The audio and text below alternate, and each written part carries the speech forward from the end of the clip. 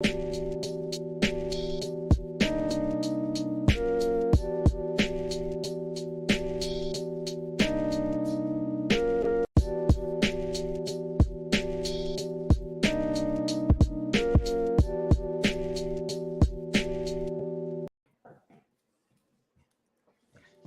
it going, everybody? This is Alex Caceres, and you're listening to Story of the Fight.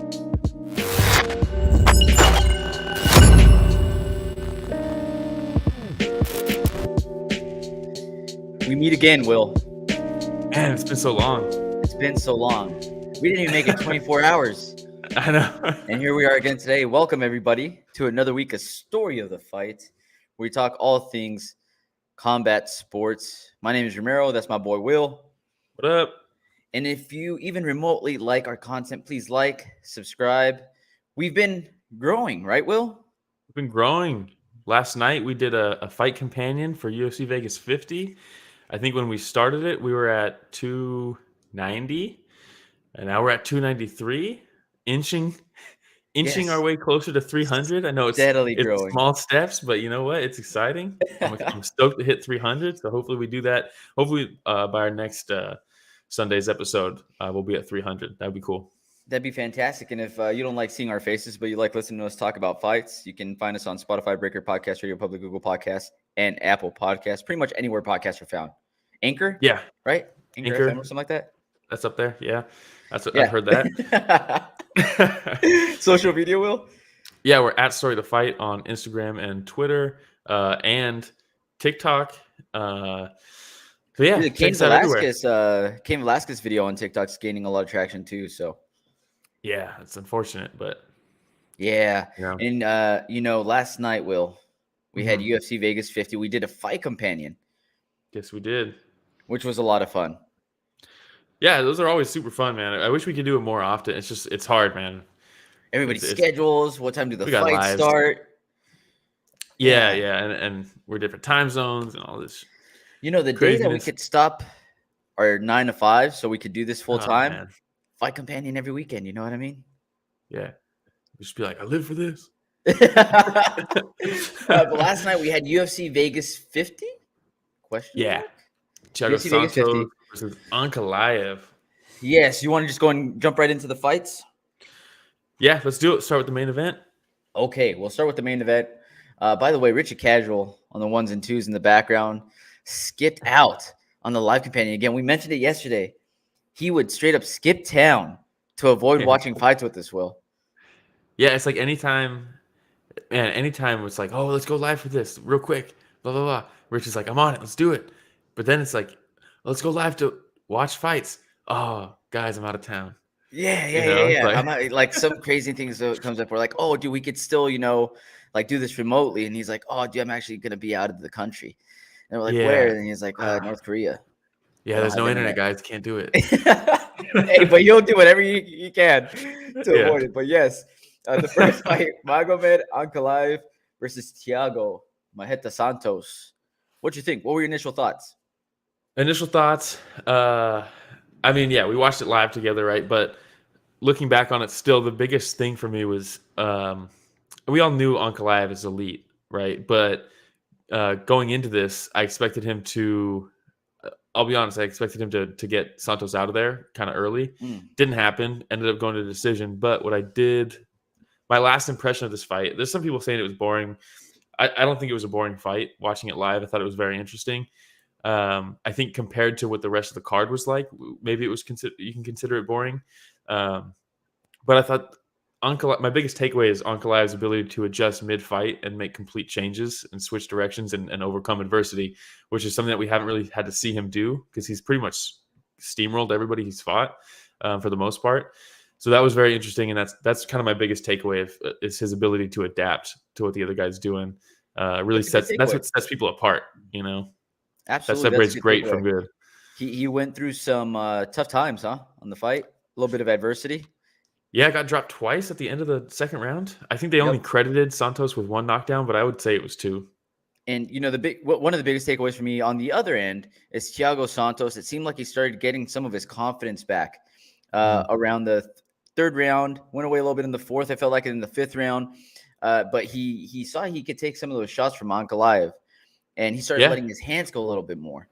And whenever Santos was blitzing in, he would switch stance real quick and then go into the big left hook. He was catching Ankalaev sometimes, and he ate some of Ankalaev's best shots, stunned him a few times. Yeah, in the first round, pressing forward. Yeah, in the first round, right, we were talking about how Ankalaev's counter, there was 2 times where Santos would blitz in and he would get caught, and you could see it like completely stopped him in his tracks, knees wobble a little bit, and from there it was very tentative until the very end of that second round where he dropped him. But I think he kind of realized like, oh, I can't take these shots. But then after that second round to where he had the success, that's when Ankalaev made the switch, right? Started checking the outside leg kick, started countering it with the left straight, switched from just the lead right hook to counter. He kind of had answers for everything that Santos showed him. And from there, it was kind of just a clean sweep from Ankalaev, For sure. And it was number 5 versus number 6. Thiago Santos was ranked number 5. Yeah. Magomed Going into this, ranked number 6. Yeah, going into this, I thought if Ankalaev gets an impressive win here, he's probably next in line. I think he probably is going to have another fight. Yeah, and just so everybody knows who's ahead of Thiago Santos and Magomed Ankalaev, you have Anthony Lionheart Smith, Alexander Rakic, Yiji Prohaska, the Mandime, Jan Blachowicz, and the champion, man, Glover Teixeira. So, I think you're right. If he would have taken Thiago Santos out in spectacular fashion, he absolutely jumps Anthony Smith. He jumps the political Alexander Rakic, and I say political because he tried to get, he tried to force his hand into a title shot a few times, and it didn't work out very well. The politics that he tried to play didn't work out in his favor. Jan Blachowicz just lost the title. So, I can totally see him having jumped everybody. Yeah, exactly. And I think now we're in the situation where I think they're still trying to make Jan Blachowicz versus Rakic. So I'm guessing they'll do Lionheart versus Ankalaev. He's got to go up, right? He's not going to fight somebody down. He's on the path to the title. What a tough fight for Anthony Smith. They don't get easier. What a they tough don't get fight, easier. Man. Hey, Anthony Smith is still doing it though, man. Still ranked top 5. Still ranked top 5. He's got a great mind for the sport too. He's a great analyst. Yeah, he really They have him is. at the desk, usually with Chael Sonnen. He does a great job. I really like Anthony Smith. Seems like a good dude. He seems like a good, yeah, exactly. I was just about to say that. Seems like a real good guy. But yeah, other than that, not much else to say about the fight. Hey, energy went down a little bit last night during the fight companion when that fight was going, right?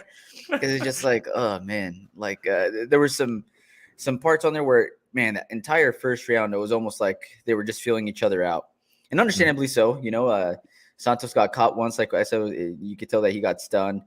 Ankalaev probably trying to time that left hook counter that he had. But it started picking up a little bit more in the second. It was just up and down when it comes to the actual action. Yeah, and I think that's going to be a lot of Ankalaev. Like if Ankalaev gets the belt, we're going to see a lot of fights like this, I think, which is I'm fine with, right? Because he's a puzzle. He's a tough guy to beat, man. He's only had that one loss, and it was he got caught in a choke and couldn't hold on for one more second. That was against Paul Craig, right? Yeah, so they call Paul Craig the Dagestani killer for a reason. You know what I mean? Damn, man. Yeah, that's a crazy nickname. Well, his other nickname's the Bear Jew. Remember that's that even from Glorious crazier. Bastards? He does look like that dude. But what's next for Santos though? Because now this is he's had one win since the John Jones fight, right? Yeah, and it wasn't kind of a very impressive win. It was against Johnny Walker. What is next for him? I don't know. You have Dom Reyes versus Thiago Santos. Oh, maybe comeback fight for Dom Reyes. Yeah, maybe that's what you do. Has he fought Volkan Ozdemir yet? Sign it off. I don't think so. That's an okay fight too. Yeah, I think the Dom Reyes. I think that's what you do. Huh? Or you just continue skyrocketing that star of Jamal Hill. Oh, that's not a bad one either. Like UFC's like, we got something here, guys. We got something here. Let's see if Thiago Santos is going to stay within the elite, and let's skyrocket Mr. Jamal Hill into the top 5, top 6 rankings. Oh, that'd be so much fun. I like it. Right? Yeah. Hey, either one of those fights, Dominic Reyes or Jamal Hill. I want to see one of those. I hope Sean Shelby's listening right now. Yeah. I don't think he because maybe he's one of the 3 subscribers we got from yesterday's fight companion. Who knows? All right. Before that, we had the man with possibly the best name in sports or the world, Song Yadong. Song Yadong versus Marlon Moraes. We knew this was going to be a tough fight for Marlon Moraes going in. Yeah. So did Vegas. Yeah, Song Yadong just lately has really come into his own, man. His combinations, they're so fast. Yeah, 24 years old. Whew. I mean, he's like, his combinations are so fast and they're not like super standard, right? It's not just like 1-2, 1-2. Like he's mixing up uppercuts, he's mixing up a bunch of stuff. And his timing is starting to become really, really good. Like he gets the timing so fast. Yeah. You know? Absolutely. And he has that combination of power and speed. Yeah. Song Yadong. I'm just going to say that name over and over again. But I mean, okay, let me pull up Marlon Moraes here. Mm-hmm. Marlon Moraes last, 5 fights maybe? Let's just look through them real quick. Lost to Song Yadong. Lost to Merab Balashvili, which he was very close to walking away with a W there. Yeah. Very close. Come back of the year. But if Balashvili can lose and come back to an ice patch, they split his head open too.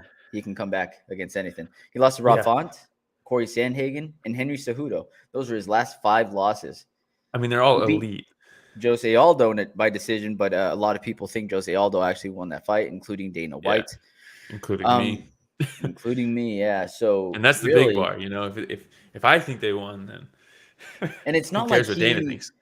It's not like he was exactly. It's not like he was beating scrubs before that. He beat Rafael Assunção, Jimmy Rivera, out, right?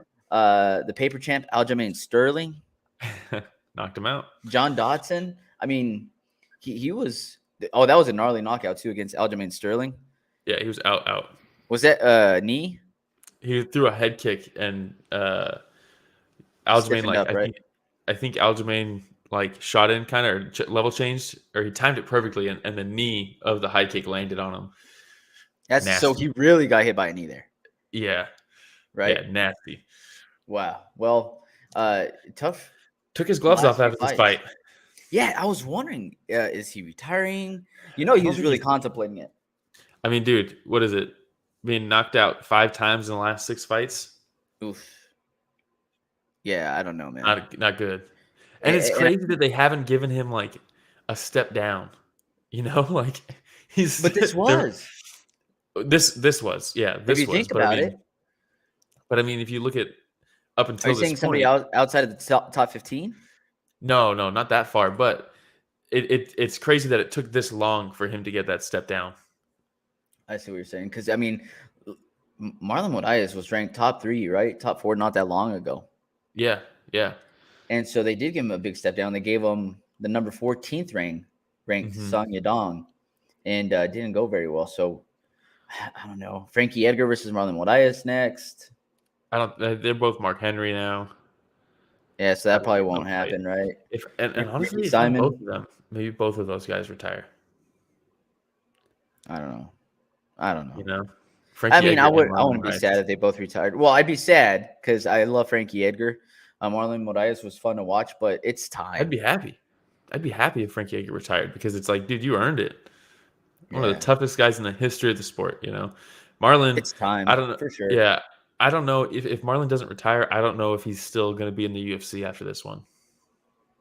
Is his contract over? I don't know his contract status, but I mean, hey, a smiling Sam Alvey stayed in there for 20 losses in a row. I think that's the exception, though, man. This is 4 losses in a row, all finishes. You think Dana White's sitting cage side and he's like, guys, we have to do something about Sam Alvey. If he loses this fight, it's over. Then Sam Alvey just has that giant smile. He's like, we can hold on to him. We can hold on to him just a little bit longer. Look at that smile. You know what I mean? Like Sam Alvey. Oh, man. But yeah, Song Yadong. It was a quick fight. Yeah. We talked about it. This is Song Yadong. I think now it is off to the races, right? A win over Moraes is not the same as what it used to be, but now this is the biggest name that he has, right? He has a win over Chito Vera, but I mean, Chito Vera is not Marlon Moraes. Chito Vera's never fought for the title. Yep. This is a big win for Song Yadong. So we talked about this yesterday. You were saying Dom Cruz, maybe? I would love to see it. Team Alpha Male versus Dom Cruz again? Do it again. Right? It's good every time. You know? How many times One has of he the best lost? rivalry in sports. Yeah. How many times has Team Alpha Male got a win over him? Once? Well, one early. WEC? Yeah, one early days, and then Cody yeah, Garbrandt? the Cody Garbrandt. And I'll be honest, I had TJ winning their fight, which I would have counted as a Team Alpha Male win, but At that regardless time. of the drama. Yeah. All right, man. Well, anything else on that one? Not too much. It was a quick. I mean, that one seemed like it had a predetermined outcome. You know. Yeah. And before that, we had Sodiq Yusuff versus an emotional attachment that we have, right? Yeah. Alex Bruce Leeroy Caceres. Yeah, man. It was a tough one to watch. Well, no, okay. It wasn't a tough one to watch. It was a really very enjoyed exciting fight. It was a tough thing to watch the decision. Yeah. Because in your eyes, in my eyes, Alex Caceres ran away with this one. And like I said, in my head, I'm thinking like, I could see a 30-27. So then when I heard 30-27, I was like, there we go. Dude, there we go. When I heard 30-27, I thought for sure, because I thought the third round was a clear Bruce Leeroy round. Right. And then, but no. Yeah, I guess it wasn't. Yeah. So Sodiq Yusuff versus Alex Caceres. Yeah. What were you going to say? One judge gave the first round to Bruce Leeroy. None of them gave him the third round, which I thought it was the most clear for Bruce Leeroy. I had 29-28 Bruce Leeroy. I need to rewatch it because clearly we're super biased. He's our boy, you know. He's literally the intro into this podcast. Yeah. So I had him winning rounds 1 and 3. I need to rewatch it. Looking at the fight stats, he outstruck him over the fight. Sodiq was really relegated to the leg kicks, which were the most damaging strike of the fight. So maybe that's, I mean, tough to argue against, right? Yeah. But man, Bruce Leeroy's movement, even with those leg kicks and his handiwork with his punches, was so damn good. He looked so good. He did, man. His ability to avoid Yusuff's hooks, right, and then counter with whether it was a jab, a straight, anything. I felt like he put on a lot of the pressure throughout the fight. Yeah, definitely. Definitely, I agree with you, Sodiq Yusuff. There's a shot right there of the leg kicks. Had some of the most thunderous shots, but again, it was Caceres' death by 1,000 cuts on Sodiq Yusuff because he kept on tagging him with some hooks. His head movement looked fantastic. In the third round, the third round, you could see that it was harder for him to plan on that right leg and to be able to have the same footwork. But dude, he was still extremely active and he still had his head movement going. And like I said, in my eyes, I was like, dude, Caceres, fantastic performance. He ran away with this one. Yeah, and then I don't know. Not one judge. God, I mean, it is. I mean, we're biased. Let's be real. I would have loved to see him get that win, though. Yes, I'm biased, but you know what?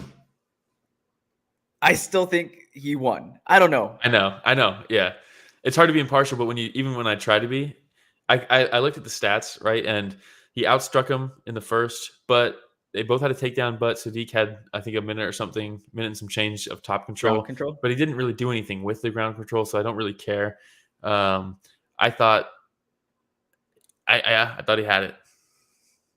You know, even if Caceres would have given us the middle finger when we reached out to him, asked him to hop on, I still would have thought he won this fight. Yeah. Yeah. All right. Shout out to Alex Caceres, by the way. Yeah, if you haven't watched our interview with him, definitely watch it because it's so sick. It is. That's something that I'm like actually proud of because how cool he was. Like it's a good interview. It's cool. And that was like one of our first big ones, you know? Absolutely. Forever a special place in our hearts. All right. Yeah, always. Before that, we had Khalil Rountree versus Karl Roberson. You know what I'm sad about too? Rich missed that fight, dude. Which one? Our boy Alex Caceres. I know. Anyways, like, dude. Khalil Rountree versus Karl Roberson. We had been talking going into this how we never know what Khalil Rountree we're going to get. Yeah, we got a completely different one again. Yeah, this guy's like a chameleon. Doesn't always Yeah. work out, Yeah, but no, made some adjustments. he's a man of mystery, you know? He is. He is. Man, One how of the cool would best it be post-fight if like interviews. if we still had like the old school walkouts of like the crazy antics and stuff, and the dude walks out in like a trench coat with the collar up and like a hat down, like he's like some kind of, you meet him in like a parking garage, he's about to give you some intel on some shit, you know? He's like, you don't know who I am. And like He takes it off. takes it off, he's a Muay Thai fighter. And then takes it off another time, he's a wrestler, and you're like, what? Who is he? That's Khalil Rountree. Who am I fighting this time? Yeah. Yeah, so the way that he came out, really, hunched over, hands a little low. I think I pointed out during the fight companion, right, that it kind of seemed like Roberson was picking up on Khalil's jab because the distance between where he was keeping his guard to actually reaching Roberson with the jab was so long that he was able to avoid a lot of those. Damn, that's a cool ass picture. Isn't it? Sorry, that like stopped me in my tracks. That's a cool ass picture. Yeah, but yeah, you're for right. anybody that's just listening, it's Rountree throwing a massive right hook. Yeah, it looks fucking sick. But yeah, you're right. He was timing the overhand really well. And Khalil, I think Khalil was expecting Roberson to grab, and that's what I thought. I was expecting Roberson to try to hold him against the cage, grind him out.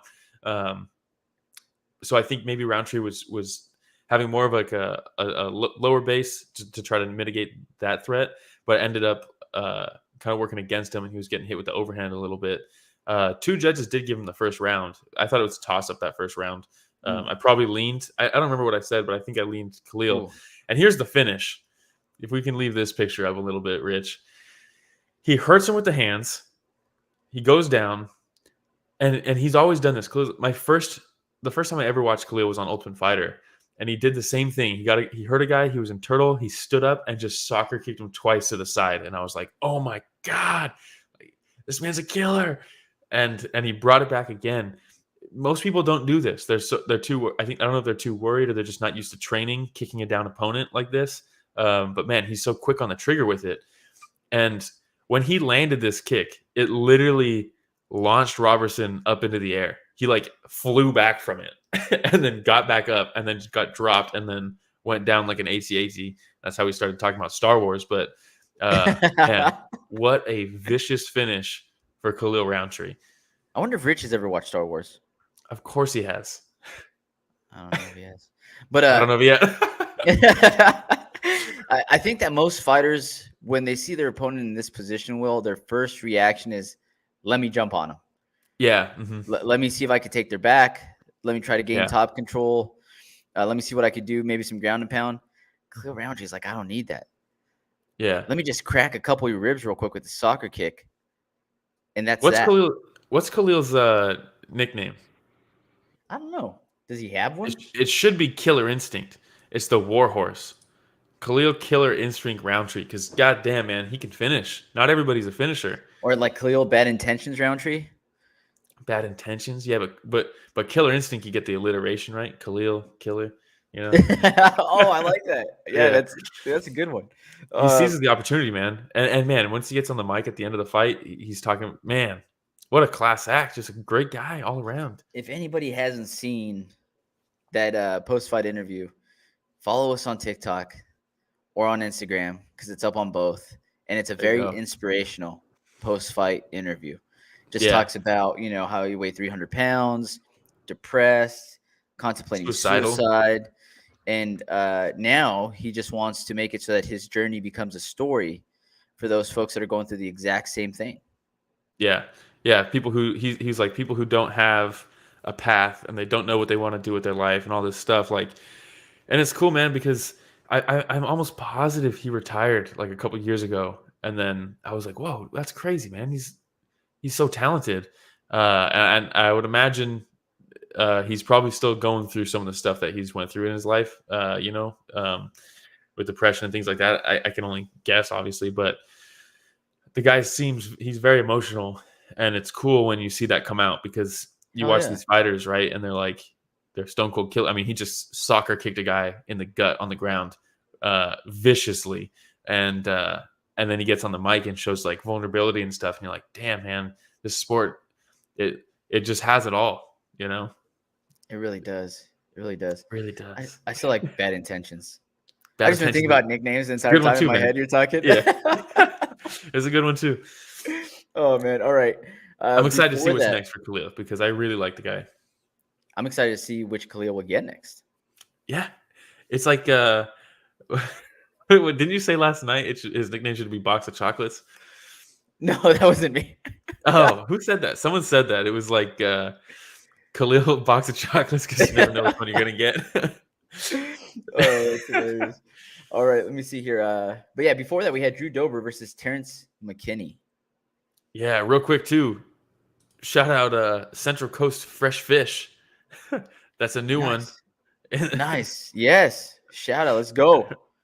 Thank you for showing thank up. you for tuning in here.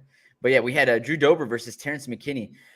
What an exciting fight. Man, you talk about, oh, the sport has it all. Yeah, this had it all in like 4 minutes. Yeah, seriously, man. This was so going into this was probably my most anticipated of the card. Terrance McKinney, we talked about it felt like 2 weeks ago. It was exactly 2 weeks ago. Yeah, exactly. Got another first round finish. He just looks so good all the time. He's so quick. He jumps on things quickly. He attacks quickly. And talk about a finisher, right? The guy's a finisher. When he smells blood, he goes for it. Very promising young dude. And he came out short notice, took this fight on whatever week's notice, against someone who's way ahead of him in the rankings. You know, I don't think Dober's in the top 15. I think he should be. I think he lost that when he fought Brad Riddell. But even that, outside of the top 15, these guys are very far apart still. Dober is established. Dober has very good wins. He's looked good against very tough guys. A lot of experience. And Terrance McKinney is fresh on the scene. And he came out and cracked him in like the first combo he threw, had him hurt, and just goes ballistic on him. That was crazy. And while Drew's trying to recover, he hits him with the flying knee. No, it wasn't a flying knee. It was a walking knee? Yeah, it was crazy. And hurts Dober again. Yeah. And just absolutely unloads on Dober. And now, while people are like, hype train derailed, I don't think so. No. McKinney showed he could be dangerous against the best in the world. What happened in this fight is that Terrance McKinney walked away with some more knowledge. Mm-hmm. He learned a lot from this fight. Well, we hope. There's a lot of learning opportunity. We'll see. True. Right? Hopefully he learned a lot from this fight.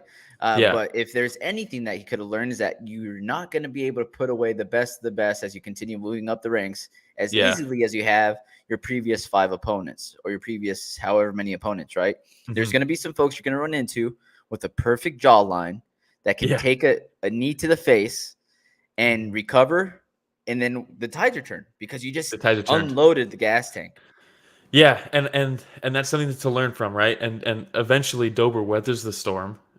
Keith Peterson, no booze, no cigarettes. He showed him something, right? He kept fighting and turns the tide with a step-in knee of his own. Actually, I think he had the tie clinch, right? Pulled him down, pummeled him down, and then bam, threw the knee up. I don't think it caught his chin. I think it caught him right in the chest, and it dropped him. Probably knocked the wind out of him or something. Yeah, especially, man, you unload your gas tank. Probably made his heart skip. Again. And but yeah, it drops him with the knee to the body. I think to the body. It could have landed on the chin, but it was close. But it drops him regardless, and then finishes it with the ground and pound. But it seemed like McKinney wasn't rocked on the ground. It seemed like his body was like kind of shutting down. He couldn't really offer much in resistance when Dober was on top of him. But yeah, complete learning experience for Terrance McKinney. We said it going in. This is a win-win. If he wins, it's massive, right? Took it on super short notice. Crazy jump up into the rankings. And he beats a tough guy like Drew Dober. It's off to the races. If he loses, he took this on short notice and bit off a little bit more than he could chew in a guy like Drew Dober, who's we've said it before, Drew Dober is elite, man. His rankings does not show it, but he is elite. And so there's no shame in losing to a guy like that, especially on a week's notice, whatever it was. And I'm. So you put Drew Dober up against somebody in the top 15 again? Hell yeah. Right? Yeah. After that, Drew Dober is always fun to watch. Always who fun would you to put him up watch. against? Oh, I'm looking at it right now. He already fought He Brad, already right? fought We just talked Riddell. about that. Man, Diego Ferreira would be a good one. It would. That And would be they're a good given the one. ability And to drop Gamrot. in or to break into the top 15. Yeah, who did Gamrot just? He just fought somebody, right? Oh, sorry. He just beat Ferreira. Yeah, I would go to Ferreira. There we go. One's coming off a loss, one's coming off a win.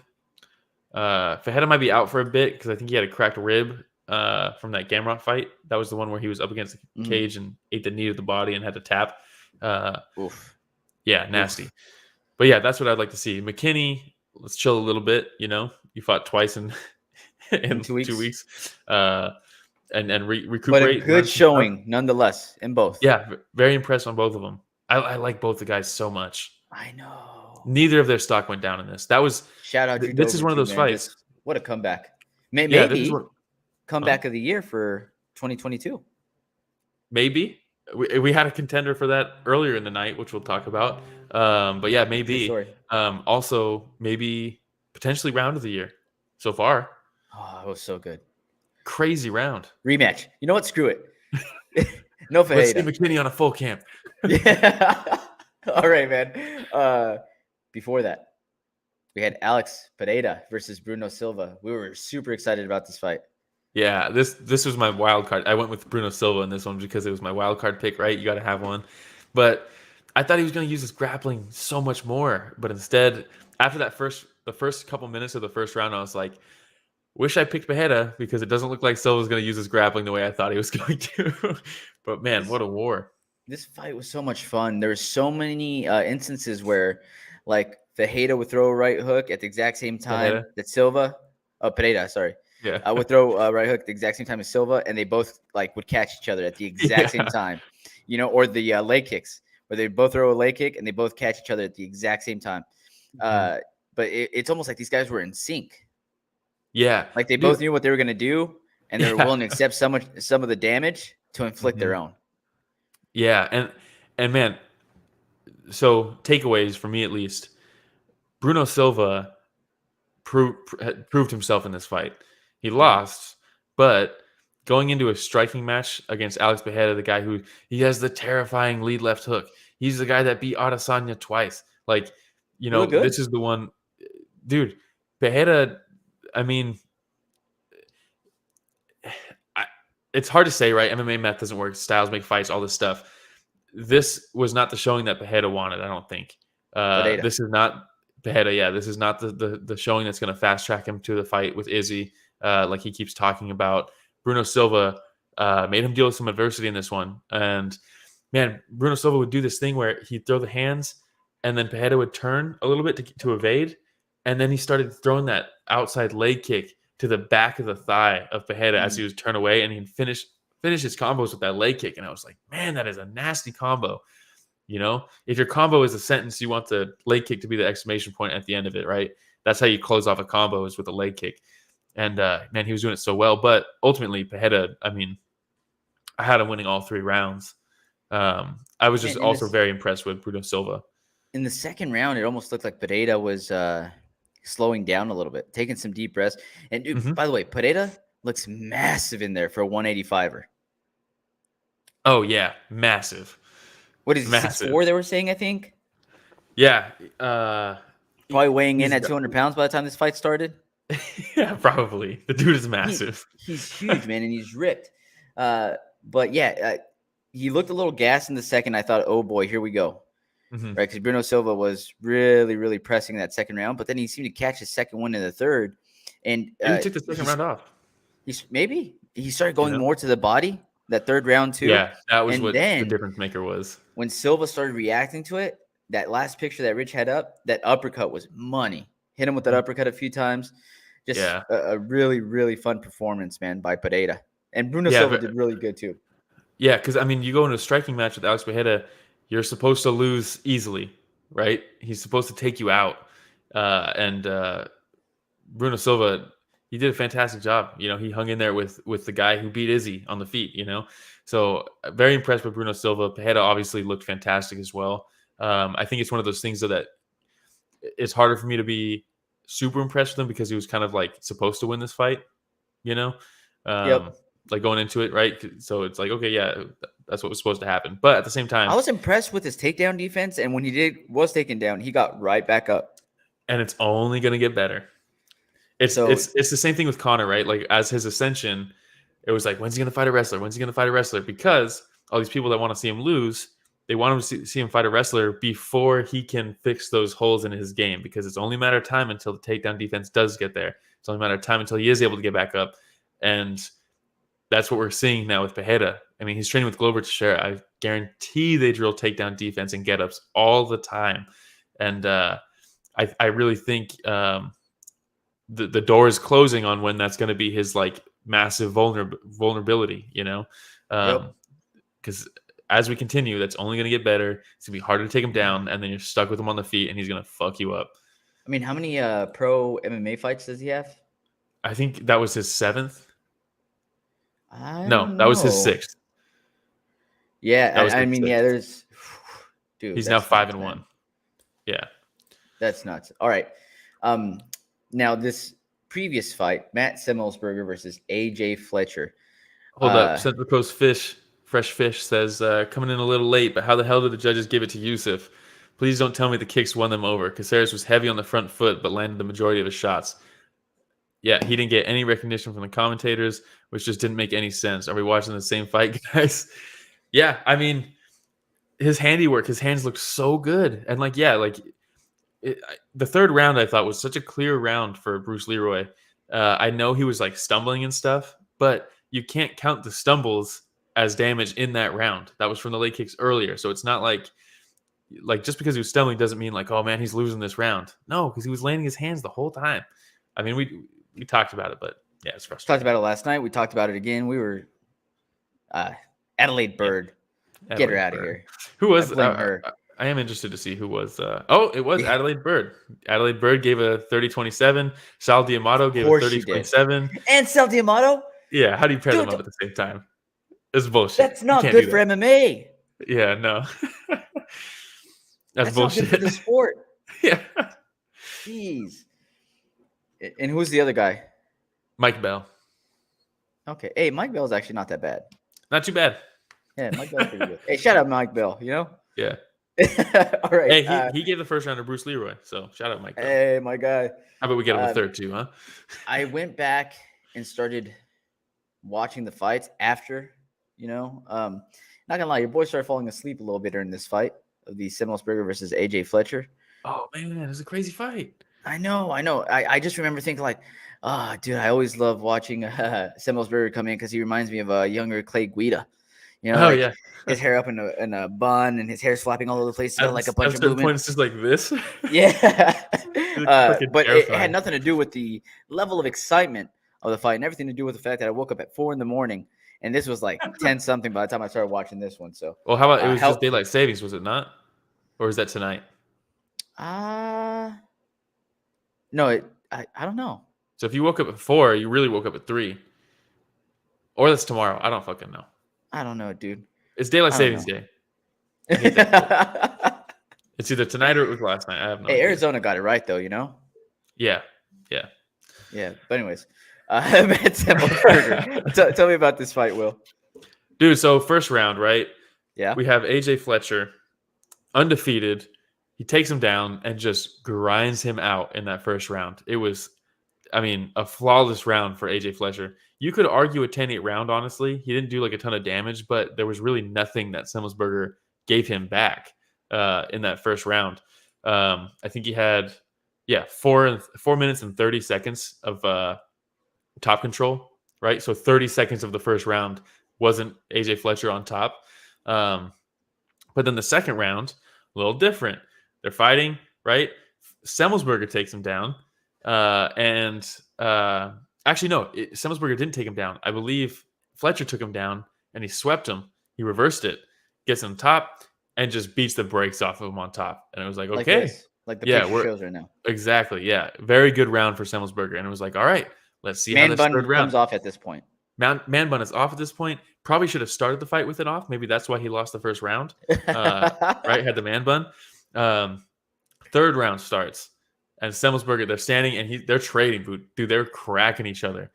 And then all of a sudden, while they're cracking each other, Semelsberger shoots on him. And we're like, he saw the path to victory on that top control. Takes him down clean. And he's on top for a good amount of time, beating him up with elbows, nasty elbows. The difference being in the top control was Fletcher was more about control and Semelsberger was smashing, right? More about damage. Damage on top. But then they get up. And the last 45 seconds of this fight was fucking crazy because they're both bloody at this point. Fletcher's busted up by elbows, I think in 2 spots over one eye. He gets up and his eyes completely covered in blood. And they just start going to war. The finish of this fight was fucking crazy. Semelsberger's hair's all in his face. It's sweaty. It's bloody. Fletcher's wearing a mask of blood, and they're just swinging at each other. It's fucking crazy. Why did I have to start falling asleep on this one? I know. The very end of this fight was so fucking cool. A little bit too late. Too little too late for Fletcher, right? He ends up losing 29-28 on, I think, all judges' scorecards. But this was his first loss. So I'm very excited to see him. Yeah, very excited to see him in the future. Semelsberger's a tough go. Very tough go. The guy's nails. I'm going to have to go back and watch this.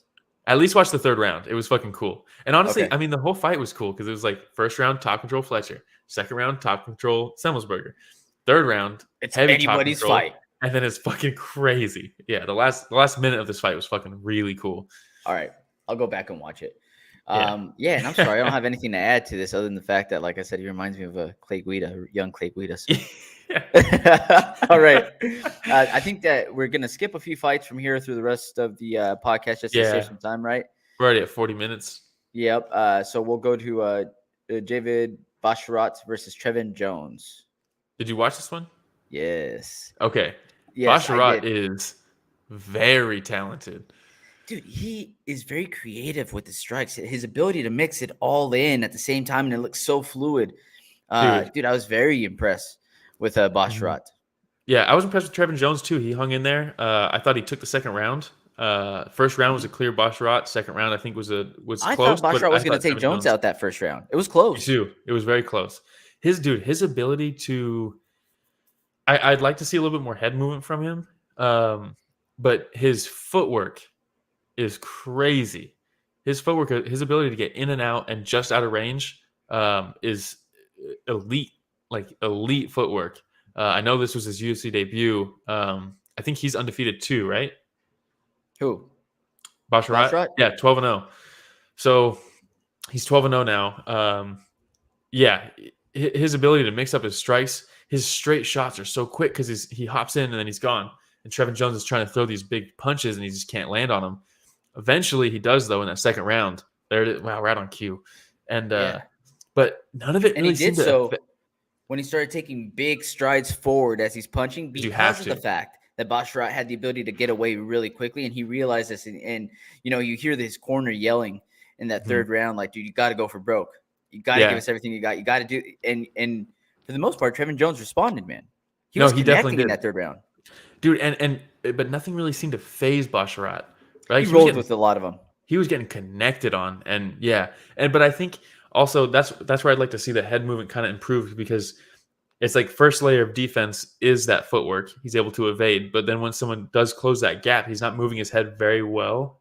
He's not very elusive with his head movement. He does roll with them. There's this one big right shot that Trevin Jones threw, and it looked like he connected, but like the more you look at it, like. Basharat's going like ducking down while he's punch, and he bounces right back up, and he's like ready to go. And I'm like, okay, so while it seems like it was pretty big because he was like it was in unison with the movement that Basharat had, where he was already moving to the side. It didn't seem like it affected Basharat too much. Yeah, no, like I said, maybe I should clarify more, right? Like the head movement is good because he's rolling with the shots well, but I would like to see the head movement be more elusive so that he doesn't even have to roll with the shots. And then you can have 3 layers of defense, right? Like. The first layer is the footwork. Second layer is the elusive head movement. Third layer is now he's connecting, but at least I'm rolling with it. That should be the last resort, For sure. So there could be another fold to it. Unless you're Bobby Green, and then it's just your first resort is rolling with the punches. Yeah. And Shoulder be roll. really, really, really good at it. Yeah, but man, Basharat, I think is someone to keep an eye on. I think he is. And his brother apparently he's a yeah. killer too, and Yeah. won the fight One in right Spain. before. I Yeah, think something like that. with the head kick. Man. I mean, just a family of absolute killers, apparently. Yeah, I'm very awesome is excited to see that? what's next for him. I think he is very, very talented and seems very self-aware. And Trevin Jones falls to 13-8 after that loss, but he's somebody that seems like he's continuing to improve. He looked good, man. He did. He looked really good, and he's had so many fights get canceled, man. He has. So many fights get canceled. Well, hopefully we see them both back in the octagon really soon. Yeah, I think that would be cool. And how about the post-fight interview? Basharat gives him his moment to shout out his coach that passed away. So classy. Super classy, man. Super classy. Called him back over. And, dude, Paul Felder, did a really, really good job. He was like, okay, yeah, like, let me give him his time also. Gave him his time. Yeah. Thanked him or congratulated him on his performance. Said, hey, we hope to see you back in the octagon soon. And then he went back to Basharat, and that Basharat finish. Paul Felder did a fantastic job last night. As he always does. He's the best in the cage interviewer. One of your man crushes for sure, dude. Paul Felder. He's just so good in there, Well, so just him and Fitzgerald together, money. Yeah, very good. Yeah, very good. I think it allowed for a lot more color commentating by Felder.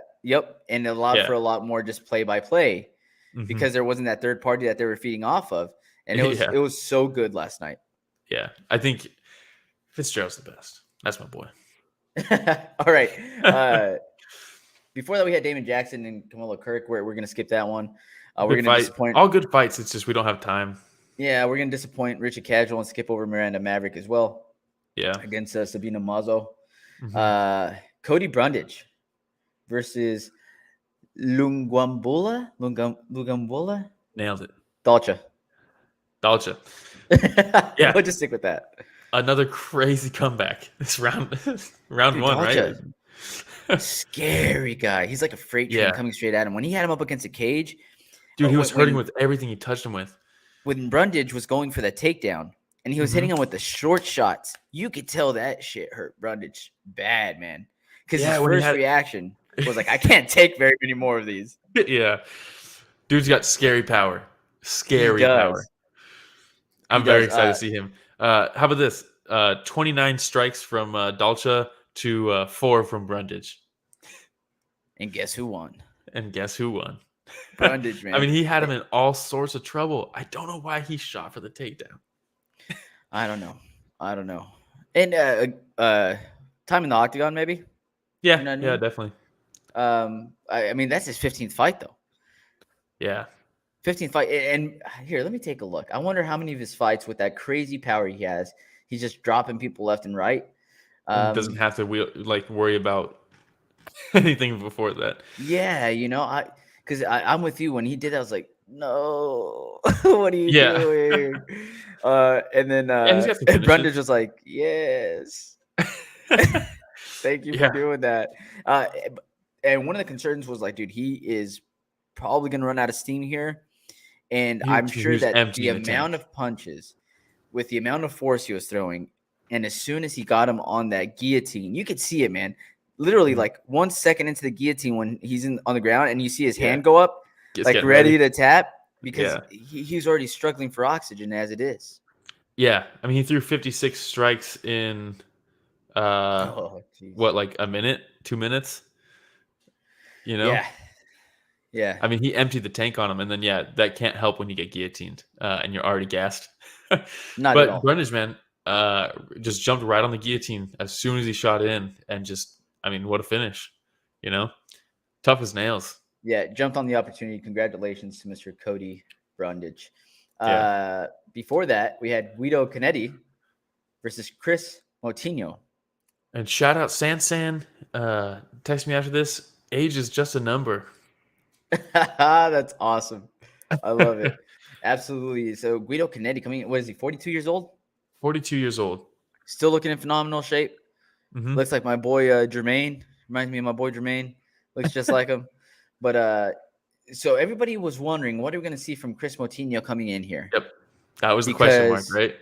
He puts up a tough fight against – well, okay, hold on. when I say he puts up a tough fight, he made the fight last longer than expected against Sean O'Malley.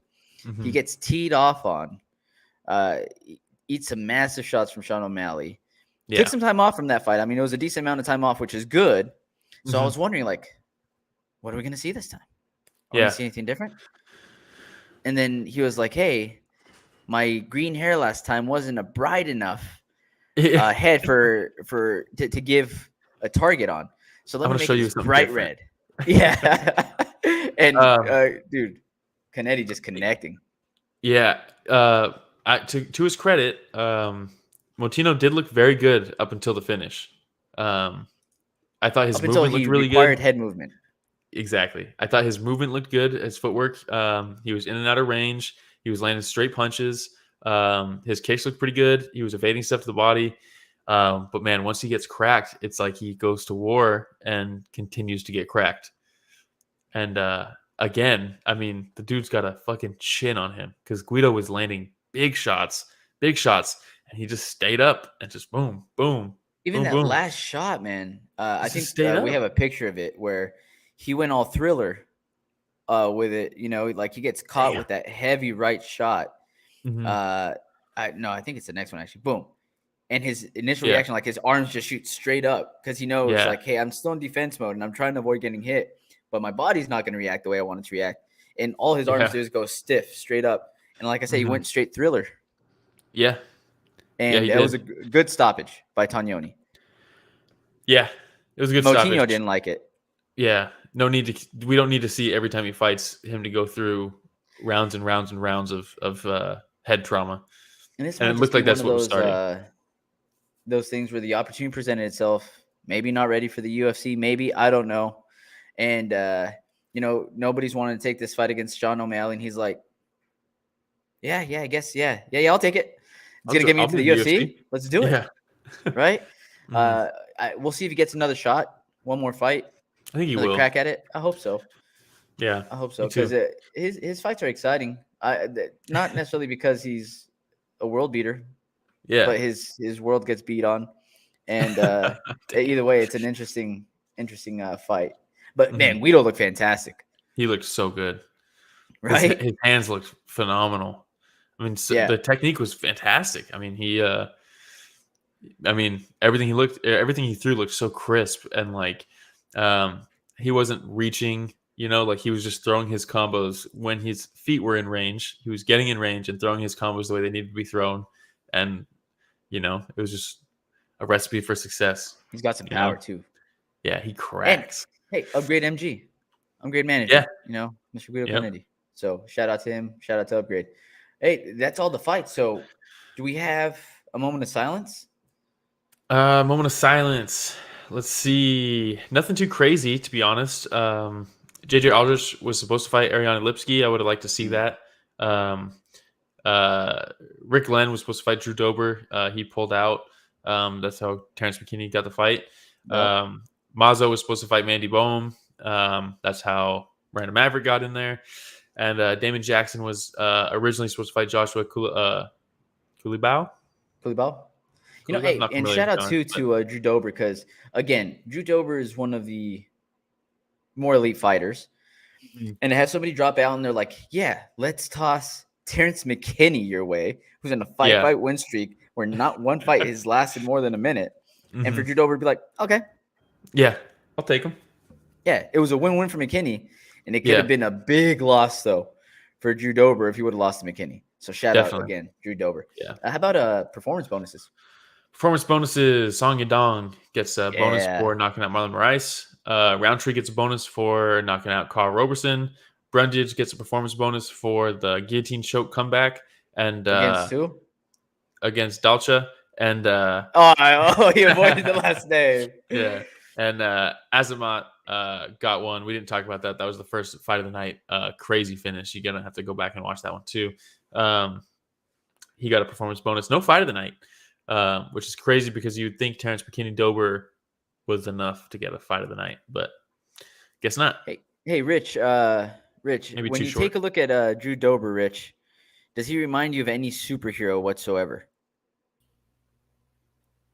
I don't think so. Let me look at a picture of this guy. Yeah, He reminds me of Dober.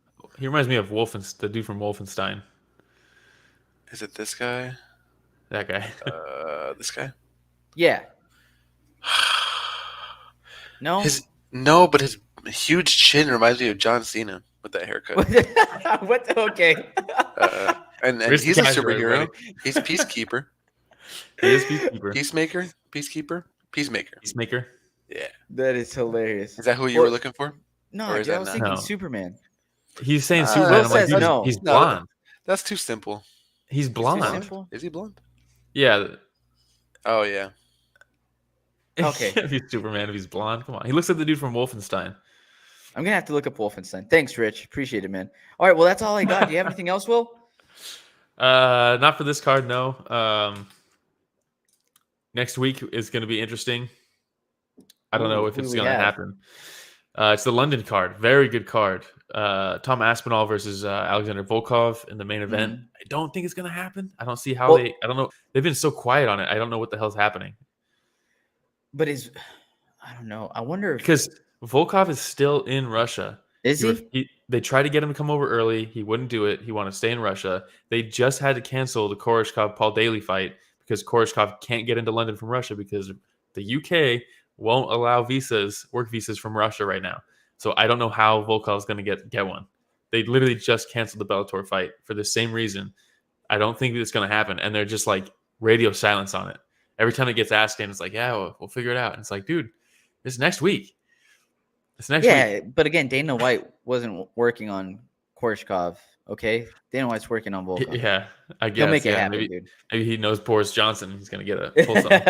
But we got in the co-main event, we got Arnold Allen versus Dan Hooker. What a fight! Very good fight. Patty the Batty Pimblett is back Hell yeah, against dude. Rodrigo Vargas. Gunnar Nelson is back against Takashi Sato.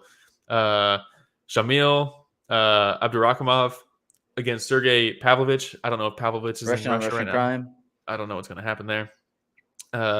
Nikita Krylov versus Paul Craig. This Bear is Jew. a big one for me in the light heavyweight division, man. Yeah, I love that fight. Yes. I love that fight.